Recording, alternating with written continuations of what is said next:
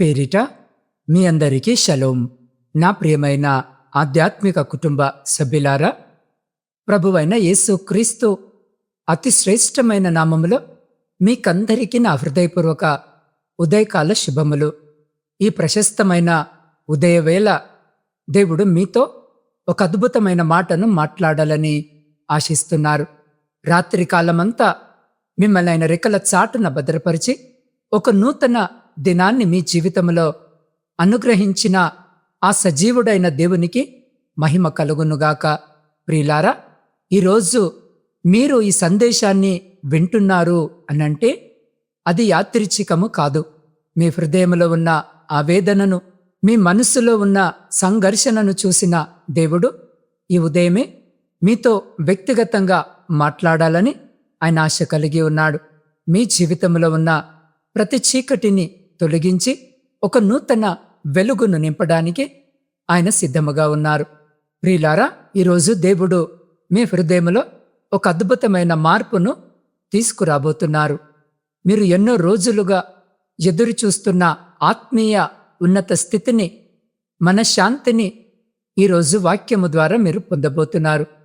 సందేశంలోనికి వెళ్లే ముందు మనమందరము కలిసి పూర్ణ హృదయంతో ఈ విశ్వాస ప్రకటనలను ప్రకటిద్దాం. నాతో కలిసి ఈ వాక్యము వినుచున్న మీరు గట్టిగా చెప్పండి. ఈరోజు దేవుడు నా అంతరంగమును నూతన పరుస్తున్నాడు. ఈరోజు నా హృదయంలో ఎలాంటి లోపము లేదు. ఈరోజు నేను పరలోకపు జ్ఞానాన్ని స్వీకరిస్తున్నాను. ఆమెన్.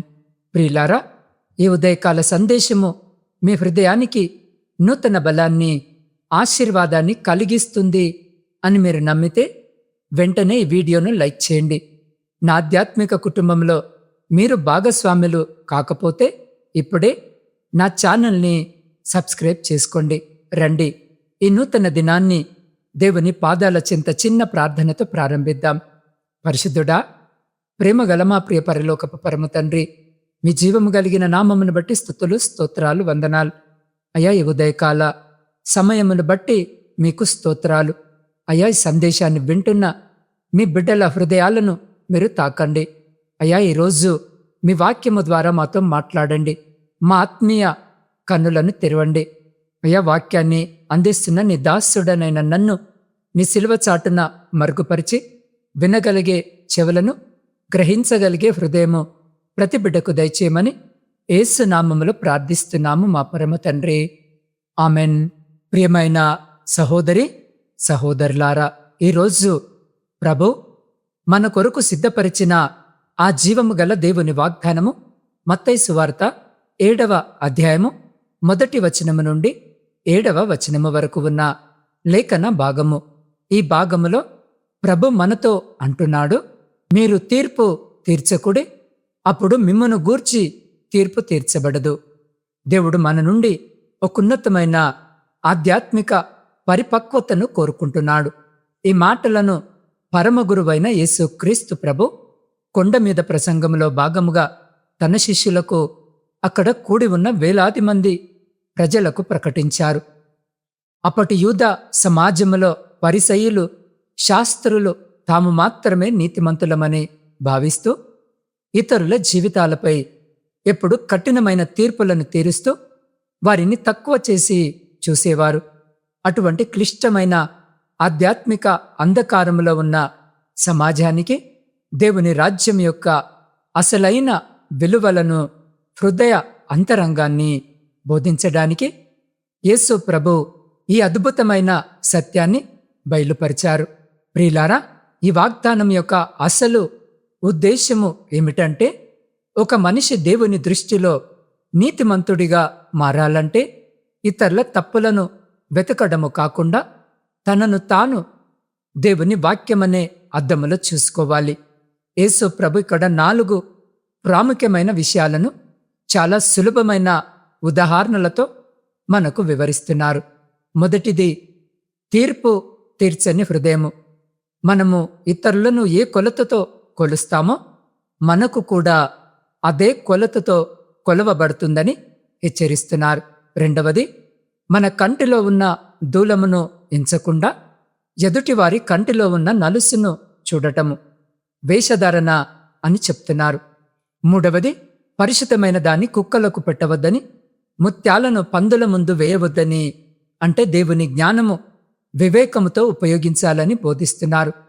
ఇక నాలుగవది, అన్నిటికంటే శ్రేష్టమైనది, అడుగుడి మీకివ్వబడును, వెదుకుడి మీకు దొరుకును, తట్టుడి మీకు తీయబడును అని చెప్తూ ప్రార్థనలో సంపూర్ణముగా దేవునిపై ఆధారపడే ఆత్మీయ పరిపక్వతను కలిగి ఉండాలని పిలుపునిస్తున్నారు. ప్రియులారా, మీరు కన్నీరు పెట్టుకున్న ప్రతి రాత్రిని దేవుడు చూశాడు. ఆయన మీ అంతరంగాన్ని ఈ దినము మార్చబోతున్నాడు. ఈరోజు ఈ వాక్యము వింటున్న నా ప్రియ సహోదరుడా, సహోదరి, మీ వ్యక్తిగత జీవితంలో ఈ వాక్యాన్ని ఒక్కసారి అన్వయించుకోండి. ఈ ఆధునిక ప్రపంచంలో మనం ఎన్నో రకాల ఒత్తిడులను ఎదుర్కొంటున్నాం. ఆఫీసులో ఉద్యోగ సమస్యలు, మనల్ని అర్థము చేసుకొని పై అధికారులు, తోటి ఉద్యోగులు మన గురించి వెనక మాట్లాడే మాటలు మనల్ని ఎంతో గాయపరుస్తుంటాయి. ఇంట్లో చూస్తే కుటుంబ కలహాలు, భార్య భర్తల మధ్య మనస్పర్ధలు, పిల్లల భవిష్యత్తును గురించిన ఆందోళన, ఇవన్నీ మన మనసును వెరి చేస్తూ ఉంటాయి. మరికొందరు ఆర్థిక భారాలతో, అప్పుల సమస్యలతో, రేపు ఉదయం ఎలా గడుస్తుంది, సమాజంలో మనల్ని ఎవరు ఏమనుకుంటారో అనే భయముతో, తక్కువ ఆత్మవిశ్వాసముతో కృంగిపోతూ ఉంటారు. అనారోగ్య సమస్యలు చుట్టుముట్టినప్పుడు దేవుడు నన్ను మర్చిపోయాడేమో అనే నిరాశ మనల్ని ఆవహిస్తూ ఉండి ఉండవచ్చు. కానీ ప్రియ సహోదరి, సహోదరుడా, దేవుని వాక్యము ఈ ఉదయం మీతో స్పష్టముగా సెలవిస్తుంది. మీరెదుర్కొంటున్న ప్రతి సమస్యకు మూలము మీ చుట్టూ ఉన్న పరిస్థితులు కావు, మీ అంతరంగంలో ఉండవలసిన ఆత్మీయ పరిపక్వత. ఎప్పుడైతే మనం ఇతరులు మన గురించి ఏమనుకుంటున్నారో అనే విషయాన్ని పక్కన పెట్టి దేవుడు మన గురించి ఏమనుకుంటున్నాడో అనే దానిపై దృష్టి పెడతామో, అప్పుడు మన జీవితంలో అద్భుతాలు ప్రారంభమవుతాయి. ఎవరైనా మిమ్మల్ని తప్పుగా అర్థము చేసుకొని తీర్పు తీరుస్తున్నారా? అయితే మీరు నిరాశపడకండి. ఎందుకు అనంటే, దేవుని ఆలస్యము అనేది తిరస్కారము కాదు. మీ జీవితంలో దేవుడు ఒక గొప్ప కార్యమును చేయడానికి సమయాన్ని తీసుకుంటున్నాడు. మీ అప్పుల సమస్యలు, మీ అనారోగ్య బాధలు చూసి ఇతరులు మిమ్మల్ని హీనముగా చూడవచ్చు. కానీ మీరు వారిపై కోపాన్ని పెంచుకోకుండా మీ కంటిలో ఉన్న నలుసును తీసివేసి దేవుని వైపు చూడటము ప్రారంభించండి. మొదటి అంతస్తుగా మీ హృదయాన్ని తీర్పు తీర్చని హృదయంగా మార్చుకోండి. ఇతరులను క్షమించండి. రెండవదిగా, మిమ్మల్ని మీరు ప్రతిరోజు వాక్యము ద్వారా పరిశీలించుకోండి. మూడవదిగా, లోకములో ఎవరితో ఎలా నడుచుకోవాలో ఆ దైవిక వివేకాన్ని కలిగి ఉండండి. నాలుగవదిగా, మీ సమస్యలనన్నింటినీ మోస్తూ కూర్చోకుండా మోకరించి దేవుని సన్నిధిలో అడగడము, వెతకడము, తట్టడము ప్రారంభించండి. ప్రియులారా, ఎప్పుడైతే మీరు ప్రార్థనలో దేవునిపై ఆధారపడతారో అప్పుడు మీ అప్పుల భారము తొలగిపోతుంది, మీ అనారోగ్యము స్వస్థతగా మారుతుంది, మీ కుటుంబంలో సమాధానం వస్తుంది. మీరు ఒంటరిగా లేరు, దేవుడు మీతో ఉన్నాడు. ఈరోజు మీ జీవితంలో నూతన అధ్యాయము ప్రారంభము కాబోతుంది. ఎందుకంటే ఆయన మూసిన తలుపు వెనుక ఒక శ్రేష్టమైన ఆశీర్వాదాన్ని ఆయన సిద్ధము చేస్తున్నాడు. ప్రియమైన దేవుని బిడ్డలారా, ఈ ఆత్మీయ పరిపక్వత ఒక వ్యక్తి జీవితాన్ని ఎలా మారుస్తుందో ఒక చిన్న సాక్ష్యము ద్వారా మీకు వివరిస్తాను. మన ఆధ్యాత్మిక కుటుంబానికి చెందిన నవీన్ అనే ఒక సహోదరుడి కథ ఇది. నవీన్ ఒక మధ్యతరగతి కుటుంబానికి చెందిన ఒక చిన్న ప్రైవేటు ఉద్యోగము చేస్తూ భార్య, 2 పిల్లలను పోషించుకునేవాడు. అంతా బాగుంది అనుకున్న సమయంలో హఠాత్తుగా నవీన్ చేస్తున్న కంపెనీ మూతపడింది. ఉద్యోగము పోయింది, చేతిలో డబ్బులు లేవు, అద్దె కట్టలేని పరిస్థితి. అదే సమయంలో ఆయన భార్యకు తీవ్రమైన అనారోగ్యము చేసింది. ఆస్పత్రి ఖర్చుల కోసము కూడా తెలిసిన వారి దగ్గర, బంధువుల దగ్గర అప్పులు చేయడము ప్రారంభించాడు. రోజులు గడుస్తూ ఉన్న కొద్దీ అప్పులు ఎక్కువైపోయాయి. అప్పులిచ్చిన వారు ఇంటికి వచ్చి నవీన్ను, ఆయన కుటుంబాన్ని రోడ్డు మీద నిలబెట్టి ఎంతో ఘోరముగా మాట్లాడేవారు. బంధువులందరూ నవీన్ని చూసి, వీడు జీవితంలో వేస్ట్, దేనికి పనికిరాడు, వీనికేమీ చేత కాదు, దేవుణ్ణి నమ్ముకున్నాడు కదా, దేవుడేమి చేస్తున్నాడు అంటూ ఎన్నో కఠినమైన మాటలు మాట్లాడుతూ తీర్పులు తీర్చారు. సమాజము నుండి వచ్చిన ఆ అవమానాలు, కన్నవారి నుండి వచ్చిన ఆ నిందలు భరించలేక నవీన్ తీవ్రమైన నిరాశలోనికి వెళ్ళిపోయాడు. ఒక రాత్రి వేళ ఇక నా జీవితము అంతా అయిపోయింది, ఆత్మహత్యే శరణ్యమనుకుంటూ ఏడుస్తూ మోకరించాడు. నా ప్రియ సహోదరి సహోదరుడా, జాగ్రత్తగా విను. సరిగ్గా అదే సమయంలోనే ఆయన మొబైల్లో దేవుని వాక్యము వినబడింది. ఆ వాక్యము మత్తయి సువార్త 7వ అధ్యాయము 7వ వచనము, అడుగుడి మీకివ్వబడును, వెతుకుడి మీకు దొరుకును అని మన ఛానల్లో వచ్చిన ఆ వాక్యాన్ని ఆయన విన్నాడు. ఆ రాత్రి ఆ మాట నవీన్ హృదయాన్ని బలముగా తాకింది. లోకము నన్ను చూసి తీర్పు తీరుస్తుంది, కానీ నా దేవుడు నన్ను అడగమంటున్నాడు అనే విషయాన్ని గ్రహించాడు. ఆ రాత్రి నవీన్ ఒక ఆత్మీయ పరిపక్వత లోనికి వచ్చాడు. నన్ను నిందించిన వారిని నేను తీర్పు తీర్చను, నా కళ్ళు దేవుని వైపు మాత్రమే ఉంచుతాను అని తీర్మానము చేసుకున్నాడు. ఆ సమయంలో మోకరించి కన్నీళ్లతో ప్రార్థించడం ప్రారంభించాడు. దేవుడు ఆయన ప్రార్థనను విన్నాడు. కొద్ది రోజుల్లోనే ఊహించని విధముగా ఒక నూతన ఉద్యోగ అవకాశము అతనికి వచ్చింది. ఆయన నమ్మకత్వాన్ని చూసిన ఆ కంపెనీ యాజమాన్యం అతి తక్కువ కాలంలోనే ఆయనకు ఒక ఉన్నతమైన పదవిని ఇచ్చారు. దేవుడిచ్చిన ఆశీర్వాదంతో నవీన్ తన అప్పులన్నింటినీ తీర్చివేయడమే కాకుండా తన భార్యకు మంచి వైద్యము చేయించి స్వస్థతను పొందుకునేలా చేశాడు. ఒకప్పుడు ఏ బంధువులైతే నవీన్ను చూసి తక్కువగా మాట్లాడారో వారే ఈరోజు నవీన్ దగ్గరికి వచ్చి సహాయము అడిగేటటువంటి గొప్ప స్థితికి దేవుడు నవీన్ను హెచ్చించాడు. ఈరోజు నా ప్రియ సహోదరి సహోదరుడా, ఈరోజు మీ జీవితంలో అద్భుతాలకు ప్రారంభము కావచ్చు. మీరు వదిలేసిన దేవుడు మిమ్మల్ని వదిలిపెట్టలేదు. కాబట్టి నా ప్రియ సహోదరి సహోదరుడా, లోకము మిమ్మల్ని ఏ విధముగా చూసినా, మీ గత జీవితం ఎలాంటిదైనా, ఈ ఉదయకాల సమయమందు పరలోకపు తండ్రి మిమ్మల్ని ప్రేమతో ఆహ్వానిస్తున్నారు. ఇతరుల తీర్పులకు భయపడి అంతరంగంలో సమాధానము లేక ఒంటరితనముతో కుంగిపోతున్న ప్రతి ఒక్క హృదయాన్ని దేవుడిప్పుడే తన హస్తముతో తాకాలని ఆశిస్తున్నారు.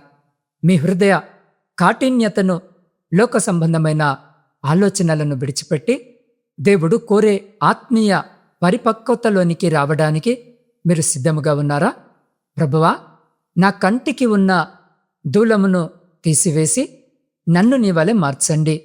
నా సమస్యలన్నింటిలో నీపై మాత్రమే ఆధారపడే భాగ్యాన్ని నాకు దయచేయండి అని ఎవరైతే మీ హృదయాలను దేవునికి అప్పగించాలని ఆశ కలిగి ఉన్నారో వారందరూ ఒక నిమిషము కళ్ళు మూసుకొని మీ 2 చేతులు ఆకాశము వైపుకెత్తి నాతో పాటు ముగింపు ప్రార్థనలో ఏకీభవించండి.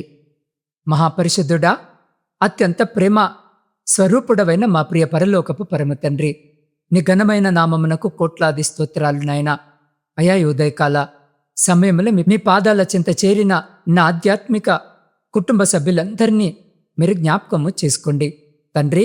ఈ సందేశాన్ని వింటున్న ప్రతి ఒక్క హృదయమును మీ పరిశుద్ధాత్మ శక్తితో నింపండి. ఎవరైతే కుటుంబాలలో కలహాలతో, నెమ్మది లేక బెరిగిపోయిన హృదయాలతో ఉన్నారో వారి కుటుంబాలలో ఇప్పుడే మీ దైవిక సమాధానాన్ని విడుదల చేయండి తండ్రి. చదువుకుంటున్న బిడ్డలను, విద్యార్థులను మీరు జ్ఞాపకము చేసుకోండి. వారికి ఉన్నతమైన జ్ఞానాన్ని, జ్ఞాపక శక్తిని దయచేయండి. ముఖ్యంగా విదేశాలలో చదువుకుంటున్న, కుటుంబ పోషణ కొరకు విదేశాలలో ఉద్యోగాలు చేస్తూ ఒంటరితనముతో బాధపడుతున్న మీ బిడ్డలకు మీ దైవిక తోడుపాటును అనుగ్రహించండి. వారికి ఏ లోటు లేకుండా మీ కృపను తోడుగా ఉంచండి. స్థిరమైన ఉద్యోగాలు, స్వేచ్ఛగా పనిచేసుకునే అకామాలు బిడ్డలకు దయచేయండి ప్రభువా. ఉద్యోగస్తులను వారి పని స్థలాల్లో దీవించండి. నిరుద్యోగులుగా ఉండి ఎన్నో ఏళ్లుగా ఉద్యోగము కోసము ఎదురు చూస్తూ నిరాశలో ఉన్న మీ బిడ్డలకు ఈరోజే నూతన దైవిక ఉద్యోగ అవకాశాల తలుపులను తెరవండి. తండ్రి, పొలాలలో కష్టపడుతున్న రైతులను, దేశాన్ని కాపాడుతున్న సైనికులను మిరకల చాటున భద్రపరచండి. వ్యాపారాలు చేస్తున్న బిడ్డల వ్యాపారాలలో అభివృద్ధిని దయచేయండి. వృద్ధులకు నూతన బలమును, ఆయురారోగ్యాలను ప్రసాదించండి. దేవాయి సమయంలో అనారోగ్యముతో, దీర్ఘకాలిక వ్యాధులతో మరణ పడకపై ఉండి ఏడుస్తున్న మీ బిడ్డలనిప్పుడే మీ గాయపడిన హస్తంతో ముట్టండి. నజరేయుడైన యేసు నామములో ప్రతి బలహీనత, ప్రతి క్యాన్సర్, ప్రతి కిడ్నీ సమస్య, ప్రతి గుండె జబ్బు ఇప్పుడే లయమైపోవును గాక. సంపూర్ణ స్వస్థత వారి శరీరాల్లోనికి ప్రవహించునుగాక. దేవా, అప్పుల భారముతో సమాజంలో తలదించుకొని అవమానాలు భరిస్తూ ఎలా అప్పులను తీర్చాలో తెలియక వేదన చెందుతున్న ప్రతి ఒక్క కుటుంబం మీదున్న అప్పుల నైరాశ్యపు శక్తులను ఇప్పుడే యేసునామములో బంధిస్తున్నాను. అయా, వారికి ఆర్థిక క్షేమమును, నూతన మార్గాలను చూపించండి. లోకములో శాంతిని దయచేయండి. ఈరోజు జన్మదిన, వివాహ వార్షికోత్సవాలు జరుపుకుంటున్న మీ బిడ్డలను నూతన ఆశీర్వాదాలతో నింపండి. దేవన్ ఆధ్యాత్మిక కుటుంబ సభ్యులు తమ హృదయాలలో ఉంచుకున్న ప్రతి ఒక్క రహస్య ప్రార్థన అవసరతను, వారి అక్కర్లను మీరు తీర్చండి. ఈరోజు వారు బయటకు వెళుతూ ఉండగా ప్రతి ఒక్కరి ప్రయాణంలో మీ దైవిక రక్షణను అనుగ్రహించండి. శత్రువుల క్రియల నుండి, సాతాను తంత్రాల నుండి రక్షించండి. ఈరోజు వారి మార్గాలలో ఎదురయ్యే ప్రతి ఆటంకాన్ని, ప్రతి అడ్డుగోడను యేసు నామములో తొలగించి దైవిక విజయమును అనుగ్రహించుమని నజరేయుడైన యేసు క్రీస్తు అతి శక్తివంతమైన నామములో ప్రార్థించి స్తుతించి అడిగి పొందుకొని ఉన్నాము మా పరమ తండ్రి. ఆమెన్. నా ప్రియ ఆధ్యాత్మిక కుటుంబ సభ్యులారా, ఈరోజు మీరు భయముతో కాదు, దేవుని శక్తితో, ఆత్మీయ పరిపక్వతతో, నూతన బలముతో ముందుకు నడవబోతున్నారు. దేవుని సమయము ఎప్పుడూ పరిపూర్ణమైనదే. మీకోసము దేవుడు పని చేస్తూ ఉన్నాడు. ఈ అద్భుతమైన సందేశము మీ హృదయాన్ని తాకినట్లయితే తప్పకుండా ఈ వీడియోని ఇప్పుడే లైక్ చేయండి. నా ఛానల్ని సబ్స్క్రైబ్ చేసుకోండి. మీ హృదయపూర్వకమైన సాక్ష్యాన్ని, మీ ప్రార్థనాపూర్వకమైన స్పందనను క్రింద ఉన్న కామెంట్ బాక్స్లో ఆమెన్ అని టైప్ చేయడం ద్వారా నాతో పంచుకోండి. ఈ శక్తివంతమైన వాక్యాన్ని కేవలము మీతోనే ఉంచుకోకండి. కష్టాలలో, కన్నీళ్లలో ఉన్న మీ స్నేహితులకు లేదా బంధువులకు, కనీసము 3 వ్యక్తులకైనా లేదా మీ వాట్సాప్ స్టేటస్లోనైనా సరే ఇప్పుడే షేర్ చేయండి. వారి జీవితాల్లో కూడా ఆశను నింపండి. మీకింకేమైనా ప్రత్యేక ప్రార్థన అభ్యర్థనలు ఏవైనా ఉంటే స్క్రీన్ మీద కనిపిస్తున్న నా వాట్సాప్ నంబర్కి సందేశాన్ని పంపండి. నేను మీ కొరకు నిరంతరము ప్రార్థిస్తాను. రేపటి ఉదయకాల సందేశంలో ఇరుకైన మార్గము, విశాలమైన నాశనము అనే అత్యంత శక్తివంతమైన మర్మాలను నేర్చుకోబోతున్నాం.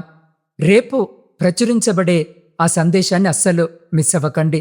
అంతవరకు దేవుని కృప, సమాధానము మీ అందరికీ తోడేయుండును గాక. God bless you all.